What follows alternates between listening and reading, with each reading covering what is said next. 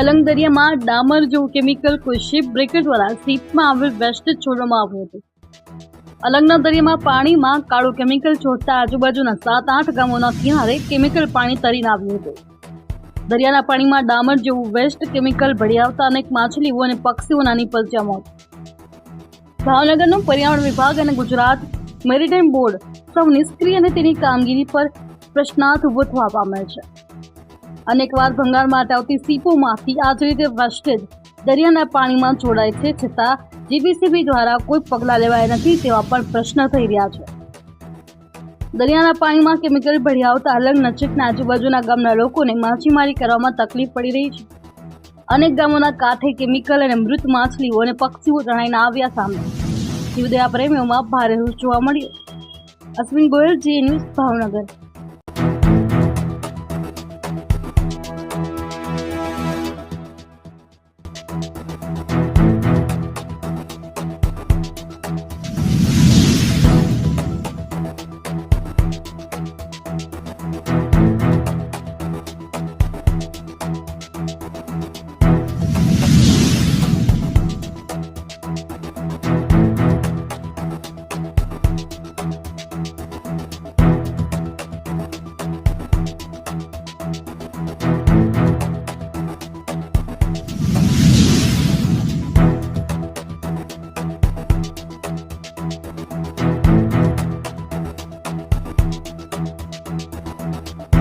આ જમીન છે ને, અહીંયા કેમિકલ નથી.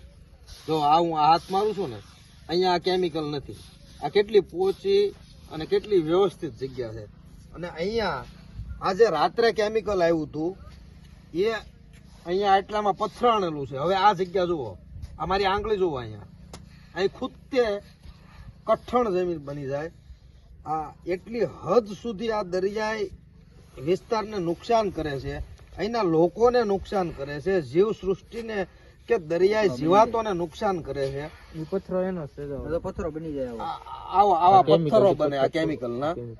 એટલી હદ સુધી આ લોકો માનવતાને નેવે મૂકી છે કે આમની સામે કોઈ અધિકારીઓ પણ કંઈ કરતા નથી અને પદાધિકારીઓ પણ કંઈ કરતા નથી. આપણે એવી આશા રાખીએ કે આ લોકોની જીવાદોરી છે આ, અને આ જીવ સૃષ્ટિ અને માનવ માટે બહુ જરૂરી, દરિયાકાંઠાની જાળવણી બહુ જરૂરી છે.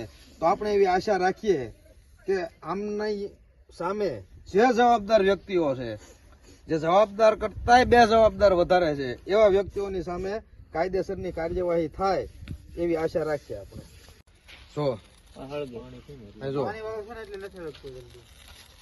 એટલું બધું જ્વલંત પદાર્થ છે કે દરિયાના રેતમાં આમાં આગ લાગે છે અને આના હિસાબે ઝાડો પણ બળી જાય. અમારી પ્રકૃતિને અને જીવ સૃષ્ટિને કેટલું નુકસાન કરે છે ને. અહીંયા આ બોટમાં પણ અહીંયા આ બોટમાં પણ જો, આ બોટ એક નીચેથી લઈને અહીંયા 10 ફૂટ સુધીનો, આ 10 ફૂટ સુધીના ગાળામાં એકદમ કેમિકલ જ છે. જો આનો કોઈ હિસાબે નાશ થાય એવી વસ્તુ નથી. અને આ લોકોના જીવ સાથે આ લોકો રમત રમે છે.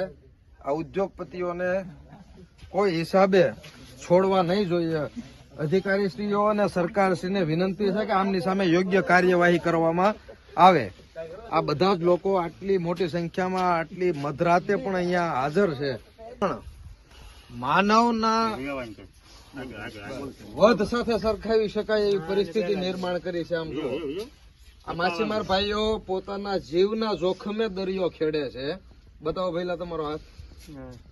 આ કેમિકલ કોઈ પણ જાતની મંજૂરી વગર માત્ર નહીં માનવને, સમુદ્રને પણ અને જીવ સૃષ્ટિને, સમગ્ર જીવ સૃષ્ટિને નુકસાન થાય એવું આ દુષ્કૃત્ય આ લોકો કરે છે.